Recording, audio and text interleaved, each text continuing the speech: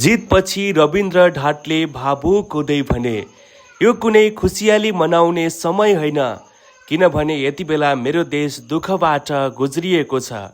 दर्शकबिन Nepali MMA fighter Rabindra ढाटले road to UFC season 5 को फाइनलमा स्थान बनाएका छन्।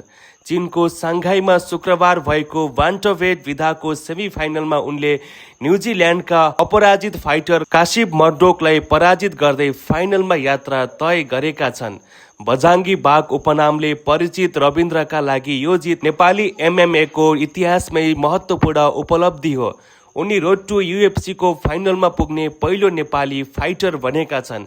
यसअघि रविन्द्रले रोड टु यूएफसी सिजन 5 को क्वार्टर फाइनलमा फिलिपिन्सका किम्बर्ट अलिन्टोजोनलाई पराजित गर्दै सेमी फाइनलमा स्थान बनाएका थिए। त्यसपछि मर्डोकलाई हराउँदै उनले फाइनलको यात्रा तय गरेका छन्। उनी सेमी फाइनलमा पुगिरहँदा उनले एउटा कुरा भावुक हुँदै भनेका छन्, यो कुनै खुसियाली मनाउने समय होइन, किनभने यति बेला बाढीका कारण धेरै जिल्लाहरूमा तनावग्रस्त भएको छ। यतिका जनाले ज्यान गुमाउनु भएको छ। त्यसैले म यो कुनै खुसियाली मनाउन चाहदिन।